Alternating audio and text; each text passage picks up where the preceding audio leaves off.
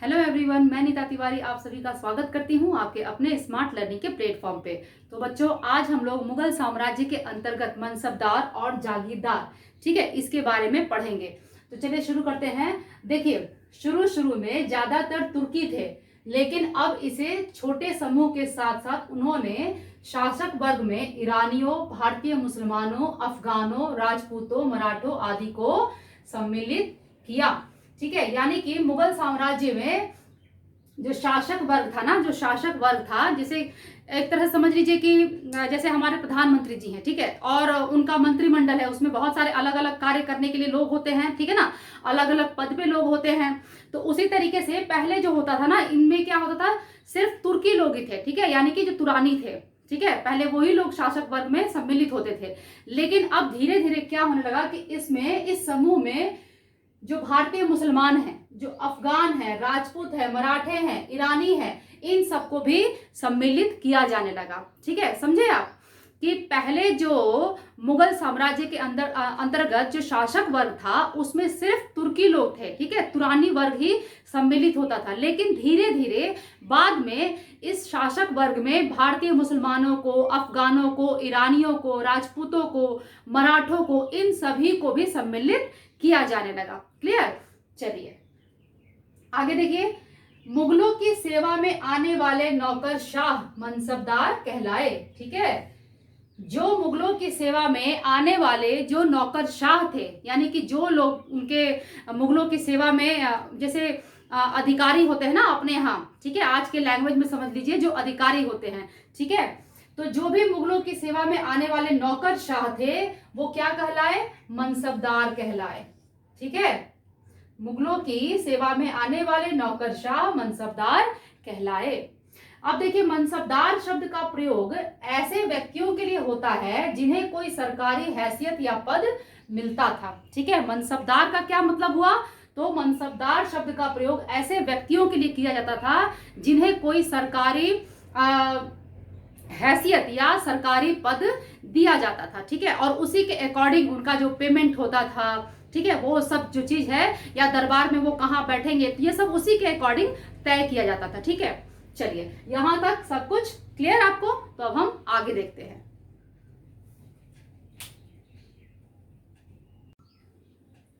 अब देखिए कि यह मुगलों द्वारा चलाई गई श्रेणी व्यवस्था थी। जो मनसबदार प्रथा थी वो मुगलों के द्वारा चलाई गई श्रेणी व्यवस्था थी। ठीक है, श्रेणी व्यवस्था। ठीक है, श्रेणी का मतलब समझते हैं ना, जैसे आप ट्रेन में रिजर्वेशन जब कराने जाते हो तो उसमें हम लोग श्रेणी देखते हैं ना कि आपको फर्स्ट एसी में कराना है या सेकंड एसी में कराना है, या आप स्लीपर में रिजर्वेशन करा रहे हो, तो आपका श्रेणी उससे डिवाइड हो जाता है ना।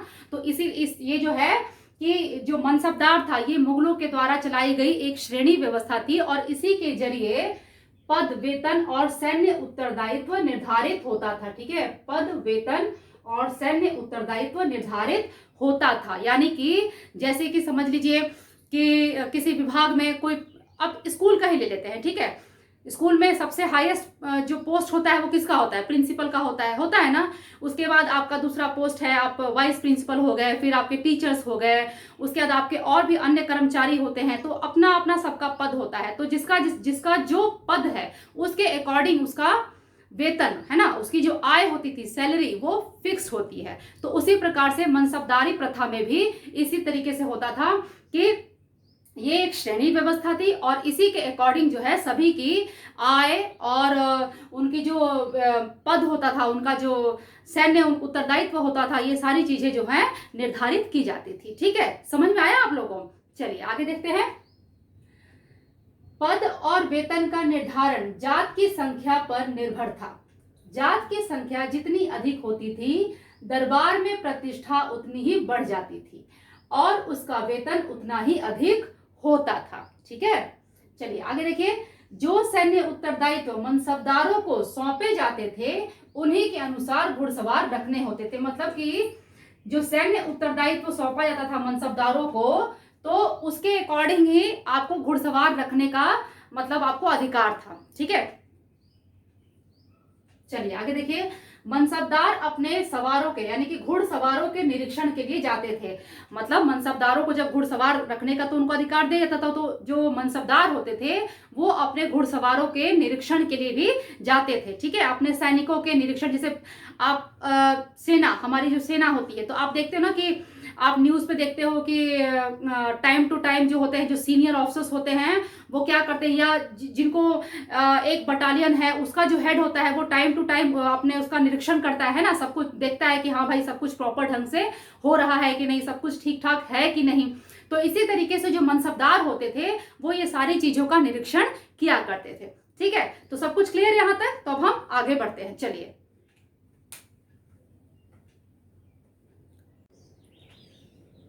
देखो, सैनिकों के जो घोड़े होते थे उन्हें दागे जाते थे और सैनिकों का पंजीकरण करवाया जाता था। जो मनसबदार होते थे ना, वो सैनिकों के घोड़ों को दगवाते थे और सैनिकों का पंजीकरण यानी कि रजिस्ट्रेशन करवाते थे। ठीक है, और इसके बाद ही उन्हें सैनिकों को देने के लिए धन मिलता था। सैनिकों को वेतन देने के लिए जो पैसा है, ठीक है, वो तभी मिलता था जब मनसबदार जो है वो घोड़ों को पहले दगवाएंगे और सैनिकों का पंजीकरण यानी कि रजिस्ट्रेशन करवाएंगे। तो इसके बाद ही उनको पेमेंट देने के लिए उन्हें धन मिलता था, पैसा दिया जाता था। ठीक है, चलिए आगे देखिए।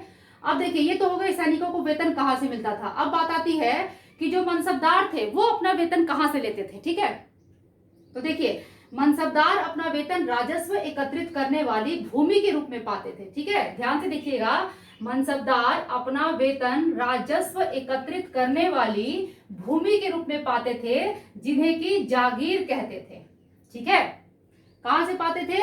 ऐसी भूमि जहां से राजस्व एकत्रित की जा सके। ठीक है ना, और उसे क्या कहते थे? उसे जागीर कहते थे। ठीक है, चलिए अब देखिए, मनसबदार अपनी जागीरों पर ना तो रहते थे और ना ही प्रशासन करते थे। ठीक है, जो जागीर मनसबदारों को दी जाती थी तो वहां पर ना तो मनसबदार वहां रहते थे और ना वहां पर अपना प्रशासन चलाते थे। ठीक है, वहां से केवल और केवल वे अपना राजस्व वसूलते थे, अपना पेमेंट लेने के लिए। ठीक है, राजस्व वसूलते थे किस लिए? अपना पेमेंट लेने के लिए, यानी कि जो हम काम कर रहे हैं, ठीक है, वहां से कलेक्ट करके जो राजस्व है वो कलेक्ट करके हम अपना पेमेंट लेंगे। ठीक है, तो लेकिन वहां पर रहने का और उन जो वहां के लोग हैं उनके ऊपर शासन करने का उन्हें कोई भी अधिकार नहीं होता था। ठीक है, क्लियर। देखिए, उन्हें जागीरों से केवल राजस्व एकत्रित करने का अधिकार था। ठीक है, जागीरों से केवल और केवल उन्हें राजस्व एकत्रित करने का ही अधिकार था। ये नहीं कि आपको जागीरें दे दी गई हैं तो अब आप वहां पर बस भी सकते हैं और वहां के जो लोग हैं उनके ऊपर आप अपना शासन चलाएंगे, ऐसा बिल्कुल भी नहीं था। वो ना तो वहां रह सकते थे और ना ही वहां पर शासन चला सकते थे। वो क्या करते थे? केवल और केवल वहां से राजस्व वसूल करते थे अपने पेमेंट के लिए। ठीक है, तो यहां तक सब कुछ समझ में आ गया। तो अब हम आगे देखते हैं।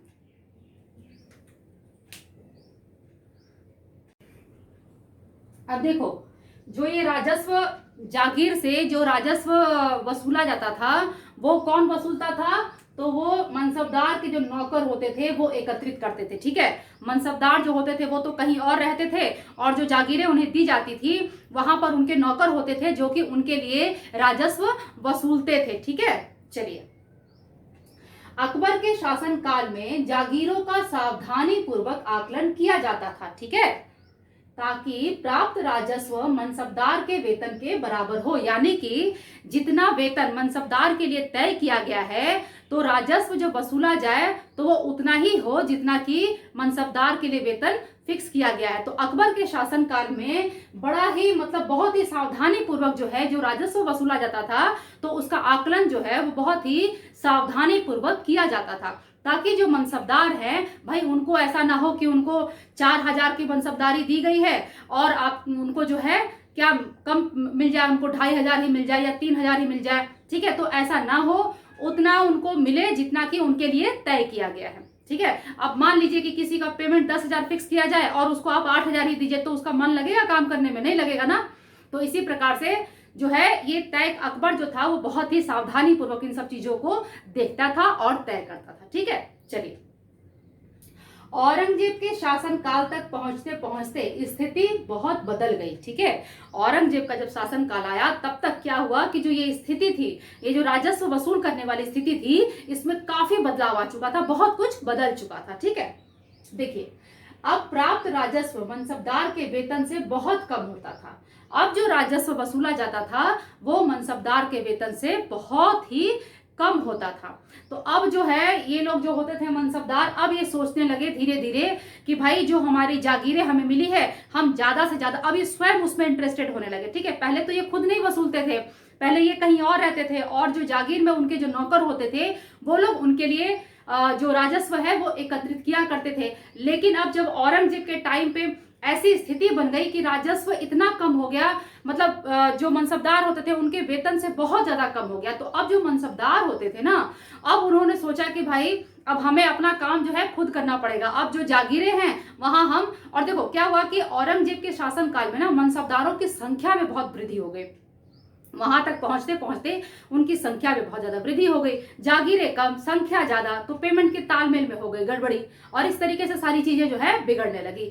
ठीक है, चलिए अब देखिए, अब यहां तो ये हो गया कि भाई जो मनसबदार थे उनको कहां से वेतन मिलता था, जो उनको सैनिक रखने के लिए दिए जाते थे उनको कहां से वेतन मिलता था, है ना।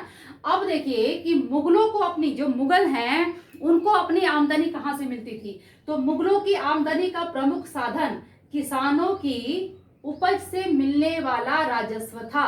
ठीक है, मुगलों की आमदनी का प्रमुख साधन किसानों की उपज से मिलने वाला राजस्व था।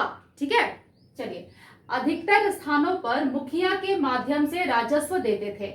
जो गांव का जो मुखिया होता था, जो उसको सरदार कहिए या मुखिया कहिए, ठीक है, तो उसके माध्यम से जो है जो किसान होते थे उसके माध्यम से अपना राजस्व अपने सम्राट तक पहुंचाते थे।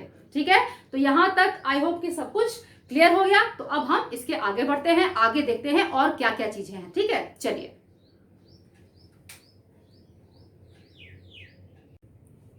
अब देखिए, समस्त मध्यस्थों के लिए, चाहे वे स्थानीय ग्राम के मुखिया हो या फिर शक्तिशाली सरदार हो, मुगल एक ही शब्द का प्रयोग करते थे और वो शब्द कौन सा था, जमींदार। ठीक है, वो शब्द कौन सा था, जमींदार। ठीक है, जो भी कोई भी मध्यस्थ हो, कोई भी बिचौलिया हो, चाहे वो कोई स्थानीय ग्राम का मुखिया हो या फिर कोई शक्तिशाली सरदार हो, मुगल जो है इन सभी के लिए एक ही शब्द का प्रयोग करते थे और वो शब्द कौन सा था, वो शब्द था जमींदार। ठीक है, चलिए आगे देखिए, अकबर के राजस्व मंत्री, ठीक है, याद रखिएगा कि अकबर के राजस्व मंत्री कौन थे, टोडरमल। ठीक है, तो अकबर के राजस्व मंत्री टोडरमल ने 10 साल यानी कि 1570 से लेकर 1580, ठीक है, 1570 से लेकर 1580 ईस्वी तक भूमि का सावधानी पूर्वक सर्वेक्षण किया। ठीक है, जो अकबर हैं इनके राजस्व मंत्री थे टोडरमल, तो इन्होंने 1570 से लेके 1580 ईस्वी तक भूमि का बहुत ही सावधानी पूर्वक जो है सर्वेक्षण किया। और उसके बाद उन्होंने जो आंकड़ा इकट्ठा किया तो उसके अनुसार देखिए क्या बताया गया कि इन आंकड़ों के आधार पर प्रत्येक फसल पर नकद के रूप में कर यानी कि राजस्व निश्चित कर दिया गया। जो उन्होंने आंकड़ा, जो टोडरमल ने जो आंकड़ा तैयार किया तो उसके अनुसार जो है प्रत्येक फसल पर टैक्स को फिक्स किया गया। ठीक है, कि किस फसल पे कितना जो है राजस्व लिया जाएगा। ठीक है, चलिए अब इतना सब कुछ क्लियर हो गया, तो अब हम इसके आगे देखते हैं।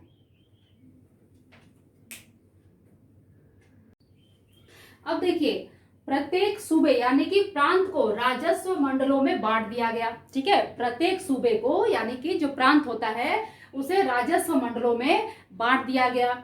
अब प्रत्येक की हर फसल के लिए राजस्व दर की अलग सूची बनाई गई। ठीक है, प्रत्येक सूबे को क्या किया गया, राजस्व मंडलों में बांट दिया गया पहले, और फिर जो हर फसल होती थी, वहां की जितनी भी फसल होती थी उनके लिए राजस्व दर की एक अलग सूची बनाई गई। ठीक है, राजस्व प्राप्त करने की इस व्यवस्था को जब्त कहा गया। ठीक है, राजस्व प्राप्त करने की इस व्यवस्था को जब्ती प्रथा या जब्त प्रथा कहा गया। ठीक है, चलिए, जब्ती प्रणाली अकबर द्वारा, देखिए जब्ती प्रणाली अकबर द्वारा कहां कहां लगाई गई थी। ठीक है, जब्ती प्रणाली अकबर द्वारा इलाहाबाद, मालवा और गुजरात के क्षेत्रों में लागू की गई। ठीक है, जब्ती प्रणाली जो थी वो अकबर के द्वारा इलाहाबाद, मालवा और गुजरात के क्षेत्रों में लागू की गई थी। ठीक है, अब देखिए, कपास, तेल, बीज, नील, ईख आधी जो फसलें होती थी इनके जो भू राजस्व, इनसे जो राजस्व वसूला जाता था वो नगद के रूप में वसूला जाता था। ठीक है, इसलिए इन फसलों को नगदी फसल कहा जाता था। ठीक है, जो ये फसल है ना, कपास है, तेल है, बीज है, ईख है, तो नील है, ये जितनी भी फसलें हैं इनसे जो राजस्व वसूला जाता था वो नगद वसूला जाता था, इसलिए इन फसलों को क्या कहा जाता था, नगदी फसलें भी कहा जाता था। ठीक है, तो यहां तक सब कुछ क्लियर हो गया। अभी और भी चीजें हैं इसमें हमें जानने के लिए, लेकिन आज के वीडियो में हम बस इतना ही जानेंगे। ठीक है, आज के वीडियो के लिए बस अब हम इतना ही पढ़ेंगे। अब आज के लिए बहुत हो गया। अब नेक्स्ट जो है वो हम अगले वीडियो में पढ़ेंगे। ठीक है, अभी कुछ जानकारी है तो उसको हम अगले वीडियो में देखेंगे। ठीक है, उसके बाद भी बहुत सारी चीजें हैं। ठीक है, ये तो भूमि के बारे में बातें हो रही हैं। उसके बाद हम जो है मुगलों की जो वास्तुकला है, स्थापत्य कला है, ठीक है, उसके बारे में बात करेंगे, साहित्य के बारे में बात करेंगे। तो अभी बहुत कुछ है जानने के लिए, लेकिन आज के लिए फिलहाल हम इतना ही पढ़ेंगे। अब इसके आगे नेक्स्ट वीडियो में अब आप क्या करेंगे, अब आप मेरे वीडियो को देखिए। वीडियो देखने के बाद आपको पसंद आ जाए तो वीडियो को लाइक कर दीजिए। मेरे चैनल को अगर अभी तक आपने सब्सक्राइब नहीं किया है या फिर आप मेरे चैनल पर न्यू हैं तो आप प्लीज मेरे चैनल को आप सब्सक्राइब कर लीजिए। ठीक है, और आप बेल आइकन को प्रेस करना बिल्कुल भी मत भूलिएगा, क्योंकि आप जब तक बेल आइकन प्रेस नहीं करेंगे तब तक मेरे आने वाले वीडियोस के नोटिफिकेशन आप तक नहीं पहुंचेंगे। सो गाइस प्लीज आप लोग मेरे चैनल को सब्सक्राइब करिए और बेल आइकन को प्रेस करना बिल्कुल भी मत भूलिएगा। ठीक है, और आप लोग मुझे कमेंट जरूर करिए। ठीक है, आप प्लीज मुझे बताइए कि आपको मेरा वीडियो कैसा लगता है। ठीक है, आपको मेरा वीडियो पसंद आए तो भी मुझे बताइए, आपको नहीं पसंद आता है तो प्लीज तो भी मुझे बताइए। ठीक है, तो चलिए अब हम नेक्स्ट वीडियो मिलेंगे। अब आप लोग अपना ख्याल रखिए, खुश रहिए, मुस्कुराते रहिए। Bye bye.